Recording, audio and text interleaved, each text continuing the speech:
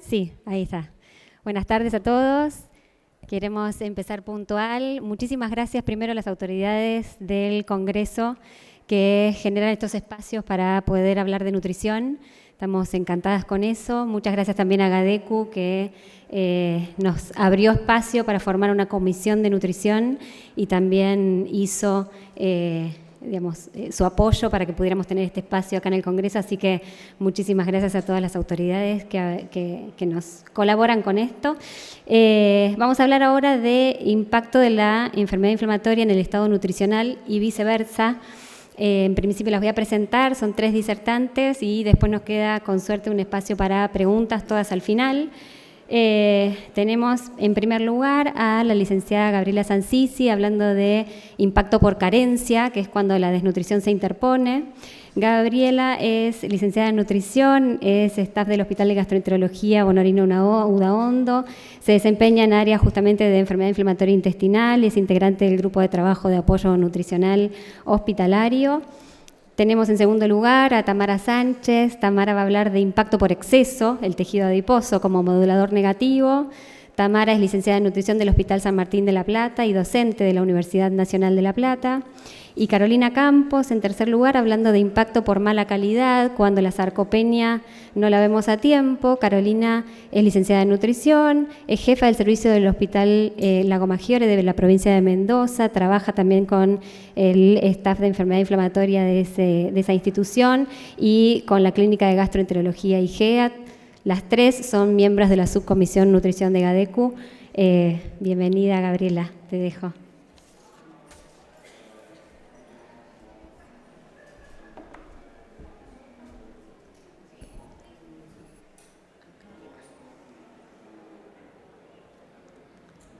Hola, ¿qué tal? No sé si paso yo.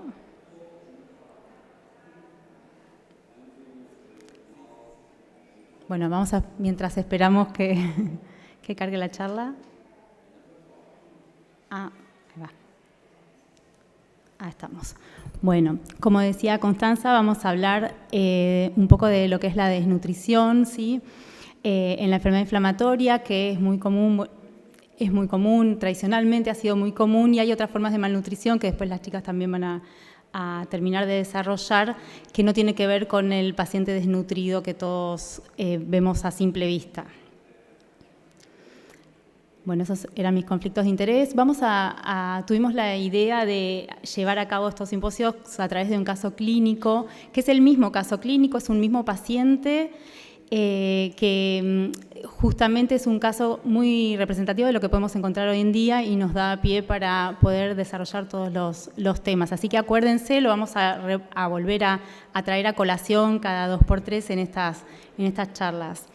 Bueno, este paciente se llama Martín, tiene 27 años, es un paciente con una enfermedad de Crohn, ileocolónica, ¿sí? Que ha sido diagnosticado hace 5 años y ha tenido tratamientos intermitentes, erráticos, con mesalazina y con inmunosupresores. El paciente ingresa con un cuadro de 2 meses de evolución, caracterizado por dolor abdominal, aumento del número de posiciones, con sangre y con moco, y presenta una pérdida de peso severa en el último tiempo. Cuando hacemos la valoración nutricional vamos a encontrar que el paciente tiene en la actualidad unos 85 kilos, pero que hace 2 meses pesaba 100 kilos, tiene una talla de 1,70, lo que le da un índice de masa corporal de 29, ¿sí? Pero tiene una pérdida de peso, un porcentaje de cambio de peso del 15% en estos 2 meses, lo que ya nos dispara las alertas. Cuando encontramos en el laboratorio los hallazgos característicos que un paciente de estas condiciones suele tener son la anemia y va a tener los marcadores inflamatorios aumentados, la PCR, la eritro, y lo mismo va a tener una hipoalbuminemia asociada, en este caso de 2,5. Este paciente cuando ingresa inicia el tratamiento estándar, que son los corticoides endovenosos. Después de una buena evolución, pasa a corticoides orales luego de 7 días y después se plantea el pase a un tratamiento de mantenimiento, como pueden ser los biológicos, que eso es resorte del médico y en este caso el caso clínico es una excusa para poder ir desarrollando los temas, ¿sí? Así que de todos modos vamos a volver, pero más o menos acuérdense de cómo es este paciente. Para empezar, bueno, tenemos que hablar un poco de lo que es la malnutrición en sí. hay muchas definiciones y van a ver que los estudios a veces nos dicen diferentes cosas sobre la malnutrición porque usan diferentes definiciones, ¿sí? Para ponernos un poco de acuerdo, la malnutrición es una condición global dada por una combinación de una ingesta alimentaria inadecuada, ¿sí? Por diferentes razones, que puede llevar a la alteración de la composición corporal y de la masa celular corporal, que va a llevar a una disminución de la función física, la función cognitiva, y que esto lo que va a traer acarreado es resultados clínicos desfavorables, ¿sí? Y hay un elemento que es clave en el paciente con enfermedad inflamatoria, y en esta definición está, que puede ser secundaria a un proceso inflamatorio, y en este caso se la conoce como malnutrición asociada a la enfermedad. Entonces nosotros tenemos a la malnutrición que va a estar dada por diferentes factores, como hablamos, una disminución en la ingesta, puede haber un aumento en los requerimientos, y en general los hay, sobre todo los requerimientos proteicos, puede estar también condicionada por pérdidas gastrointestinales, en el caso de la enfermedad inflamatoria, por supuesto que las vamos a tener, estas deposiciones con sangre, con moco, obviamente están trayendo estas pérdidas gastrointestinales, ni hablar también de la región afectada, que también puede condicionar el grado de estas pérdidas, sobre todo según el sector que esté afectado. También puede haber una interacción droga-nutriente, ¿sí? Sabemos, por ejemplo, que la sulfasalacina, el metotrexato, que afectan la absorción de la vitamina B9 del ácido fólico, y también, por supuesto, va a estar la respuesta inflamatoria inducida por la enfermedad, que esto va a traer varias cosas a colación. Por un lado, va esta respuesta inflamatoria con todas sus citoquinas proinflamatorias, va a generar la liberación de factor de necrosis tumoral, alfa y otros mediadores que son anorexígenos de por sí. Entonces el paciente va a estar en un estado anorexígeno, además de todo lo catabólico que trae la inflamación consigo, ¿sí?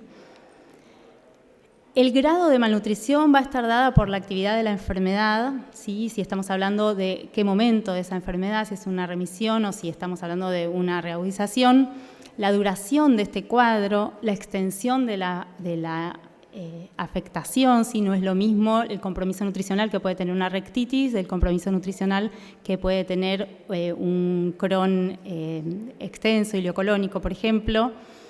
Lo mismo la ubicación, si yo tengo solamente afectación de colon, me va a traer menos consecuencias desde el punto de vista digesto-absortivo que si tengo una afectación de intestino delgado, ¿sí? El patrón evolutivo, lo mismo. Nosotros sabemos que si bien la enfermedad de la colitis ulcerosa es inflamatoria, la enfermedad de Crohn, además del patrón inflamatorio, puede tener la presencia de fístulas, la presencia de estenosis, y todo eso también va a condicionar la tolerancia a los alimentos, las pérdidas, etc. Y también la intensidad de la respuesta inflamatoria. Cuanto más grave es el cuadro, más fuerte es esta respuesta, más catabólico se vuelve el paciente, más anorexígeno es la liberación de citoquinas. ¿Y todo esto qué va a afectar? Bueno, el pronóstico, las tasas de complicaciones, la mortalidad, la estadía, la calidad de vida, los costos hospitalarios. Y más recientemente, que por eso puse la referencia ahí chiquitita, se ha hablado en estudios, si bien son estudios retrospectivos que hicieron, pero los hicieron con miles de pacientes en Estados Unidos, que se ha visto también que aumenta la falla a los anti-TNF en el lapso de un año, o la necesidad de necesitar un cambio de anti-TNF. Con respecto a la prevalencia, no ha habido muchos estudios, ahora empieza a haber más. El primer estudio del que teníamos una buena prevalencia era el de Bagnosi del año 2012, que hablaba de que la prevalencia de desnutrición en pacientes hospitalizados podría alcanzar el 80%, siempre siendo un poco más alta en Crohn que en colitis ulcerosa. Otro trabajo nos habla de en ambulatorios 16%, como para ver con qué nos podemos encontrar. En el marco hospitalario ya sabemos que los casos son más severos, pero en lo ambulatorio no podemos dejar de mirar también que hay un porcentaje de pacientes desnutridos. Y hay un trabajo oriental que es muy interesante porque clasifica la desnutrición según la severidad. Entonces encuentra una malnutrición de alrededor de un 50% general, pero cuando va a la leve es menor y cuando va a la moderada o severa es mayor. ¿Sí? En Crohn alcanza casi el 85% de los pacientes. El tema de los micronutrientes es otro tema que no podemos dejar de lado. Se sabe que en pacientes internados hay un riesgo relativo de 5 a 6 mayor de sufrir déficits en comparación con cualquier otro paciente internado por otra razón. Por otro lado, los déficits más probables suelen ser los de vitamina D, hierro, ¿sí? Vitamina B12, aunque hay otros micronutrientes involucrados, pueden ser el calcio, el zinc, el cobre o las otras vitaminas liposolubles, el ácido fólico y el magnesio, y que también hay que tener una especial atención en el riesgo del déficit de B12, que es mayor en aquellos pacientes que tienen compromiso iliar. Acuérdense de la zona de ilion distal donde se absorbe la B12, donde hay resecciones iliales mayores a 30 centímetros y en los pacientes que tienen un pouch ilial, que son pacientes que uno los considera como resueltos desde algún punto de vista, pero son pacientes que pueden estar presentando un déficit de B12 y hay que hacer los seguimientos. Con respecto a la valoración nutricional que vamos a hacer con el paciente cuando lo tenemos internado, bueno, por supuesto una anamnesis donde puntualmente tenemos que preguntar sobre, bueno, el tiempo en que duraron los síntomas, qué pasó con esta anorexia, si ha dejado de comer determinados grupos de alimentos y si hizo restricciones. A veces son restricciones voluntarias que por ahí tomaron las ideas de internet o algún médico que les dijo o algún vecino que les dijo. Cualquier razón puede hacer que un paciente deje de comer algún grupo de alimentos y eso también lo pone en un mayor riesgo. Con respecto a la antropometría, siempre nos vamos a valer del peso, la talla y el IMC como para empezar, pero saber en los pacientes internados con enfermedad inflamatoria intestinal que es muy importante tratar de hacer una valoración al ingreso. ¿Por qué? Porque cuando empiezan con el tratamiento de corticoides, los pacientes normalmente se dematizan, pero de una manera muy impresionante. Por ahí ganan en una semana 8 o 10 kilos, que es todo, por supuesto, de edema. Entonces después empieza a dejar de ser representativo ese peso. Por un lado tenemos entonces el peso, la talla y el índice de masa corporal, pero aparte lo que nos importa fundamentalmente es la pérdida de peso, el porcentaje de cambio de peso y además otras mediciones que nos pueden ayudar a evaluar la composición corporal, que eso después igual van a hablar mis compañeras, como por ejemplo el pliegue tricipital, el perímetro braquial o la circunferencia media muscular del brazo para evaluar esta masa muscular. También podemos hacer una evaluación funcional, en el hospital hacemos la dinamometría, más que el test de marcha. Y con respecto al laboratorio, recordar siempre que una baja albúmina no es representativa del estado nutricional, sino que nos está indicando la actividad inflamatoria, y esto normalmente va acompañado de la eritro y la PCR, así que podemos tener ese parámetro. Es raro ver un paciente con una albúmina baja y la eritro y la PCR normal, ¿sí? Y después también saber que no se pueden dosar micronutrientes en el momento agudo, ¿sí? Los micronutrientes se tienen que dosar en remisión para poder tener una idea de cómo está ese paciente, pero los micronutrientes, muchos de ellos también son reactantes agudos y entonces van a estar los datos falseados por esta inflamación.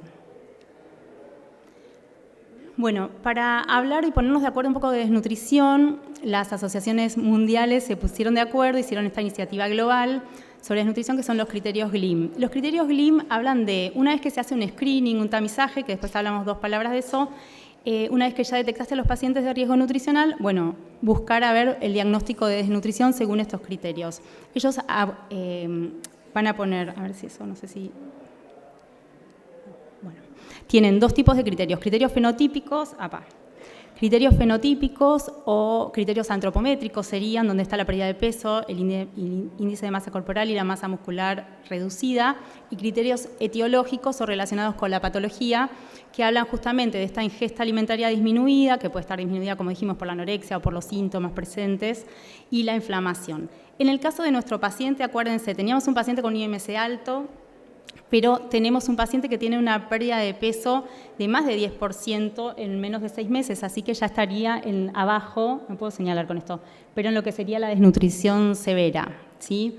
El bajo BMI en este caso no importa, y la masa muscular, bueno, después de eso nos van a hablar, y tiene por supuesto el criterio etiológico de la inflamación y además de la ingesta alimentaria reducida con la presencia de los síntomas. Los métodos de screening, que normalmente son previos al GLIM, son muchísimos. Se puede usar, según GLIM, cualquier método de screening validado, y un método para ser validado tiene que tener al menos 3 ingredientes, por así decirlo, que uno es el índice de masa corporal, otro es la pérdida de peso y otro es el déficit en la ingesta alimentaria. La realidad es que Hoy hemos visto trabajos por ahí que usaban el MAST en pacientes internados. Bueno, hay cada tipo de screening tiene su utilización, su aplicabilidad también, pero lo que es importante, no voy a entrar en ninguno de estos porque no es el motivo de la charla, pero sí saber que se trataron de diseñar métodos de screening para pacientes con enfermedad inflamatoria intestinal. Hay uno que es canadiense, que es el nombre más complicado no podía ser, Saskatchewan IBD Nutrition Risk Tool, y que se basa en síntomas gastrointestinales, pérdida de peso, anorexia y restricciones, pero no considera el índice de masa corporal. Y se vio que se correlaciona muy bien con otros índices de desnutrición. Lo que importa, y por esto recordando a este paciente, nosotros tenemos un paciente severamente desnutrido con un índice de masa corporal alto. Entonces, con esta herramienta podríamos detectarlo muy bien, pero quizás si nos basamos con una herramienta que no considere la pérdida de peso, nos vamos a estar equivocando. Bueno, estas son las características, no me voy a quedar en esto, del método anterior. Y también hay otro para evaluar riesgo nutricional, pero también, y esto es en realidad es el riesgo de recaída en 12 meses, ¿sí? Que es este método que tiene el índice de masa corporal, la pérdida de peso en 3 meses y la proteína C reactiva. Bueno, volviendo a este caso clínico, entonces, nosotros, bueno, no vamos a repetir, pero ¿qué haríamos teniendo a este paciente? Bueno, llega el paciente, está internado, lo valoramos, decidimos que tiene una malnutrición severa por, sobre todo, la pérdida de peso y, obviamente, toda la actividad inflamatoria. Entonces, formulamos un plan nutricional que va a ser cubrirle los requerimientos, que según las guías ESPEN son de 30 a 35 calorías por kilo por día y en reactivación de la enfermedad son de 1.2 a 1.5 gramos por kilo de proteína por día. Vamos a tratar de brindarle un perfil de grasas antiinflamatorio, ¿sí? Que después vamos a hablar un poquito más de eso en el segundo simposio, pero siempre acuérdense de la relación omega-6, omega-3, que la tenemos que tratar de mejorar, con un aporte de micronutrientes que normalmente lo vamos a ofrecer a través de un suplemento, un nutroterápico, que en general en nuestro hospital al menos es la forma que tenemos de vehiculizar los micronutrientes y aparte nos ayudan al soporte calórico también y proteico. Con respecto al soporte, de no cubrir el 70% de los requerimientos, ¿sí? Ya sabemos que, o de no presentar respuesta al tratamiento médico también, porque eso por ahí lo puede poner en condición de cirugía al paciente más adelante, elegimos un soporte. Si tenemos que elegir entre un soporte enteral o parenteral, siempre, siempre, siempre la ruta enteral va a ser, más que en ningún otro caso, va a ser la que elijamos, a menos que esté contraindicada, por supuesto, que son casos muy puntuales donde la nutrición enteral se contraindica, y recordar que tiene un rol terapéutico en Crohn, que también vamos a explayarnos un poquito más después. Este paciente, por buena evolución, se va de alta con el seguimiento médico y el seguimiento nutricional de manera ambulatoria. Establecemos una frecuencia de controles nutricionales mensuales y va a continuar con suplementación oral hasta la siguiente evaluación. Ahora, eso es lo que haríamos o lo que hacemos. ¿Y qué quizás deberíamos hacer? Bueno, la AGAC, ¿sí? que es la AGAC, que es la Organización Americana de Gastroenterología, sacó recién unas guías sobre el manejo nutricional de los pacientes con enfermedad inflamatoria. Y entonces ellos proponen un abordaje óptimo para cada uno de los casos, ¿sí? En este cuadrito se resume, pero el texto es muy lindo. Entonces, si nosotros nos ubicamos acá, que es donde está el Crohn inflamado, no tenemos estenosis, no tenemos fístulas, no tenemos abscesos, ¿sí? Ellos proponen que el abordaje óptimo sería la nutrición enteral exclusiva o una dieta de exclusión para la enfermedad de Crohn, que tiene la combinación, digamos, de la nutrición enteral parcial y la dieta modificada, que tampoco es objeto de la charla de hoy, pero que es súper interesante, que también puede promover la remisión clínica y la remisión endoscópica.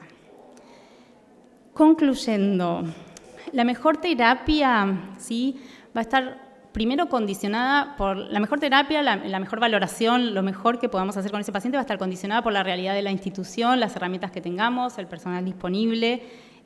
Nosotros nos damos el lujo de poder trabajar de la manera que nos gusta, pero también en cuanto a la terapia será la que cuente con el apoyo y convicción del equipo profesional. Y esto lo digo porque a veces es difícil convencer al médico, porque para convencer al paciente tenemos que convencer al médico, porque todos tenemos que estar de acuerdo de que se ponga, por ejemplo, una sonda a un paciente que puede comer por boca, ¿sí?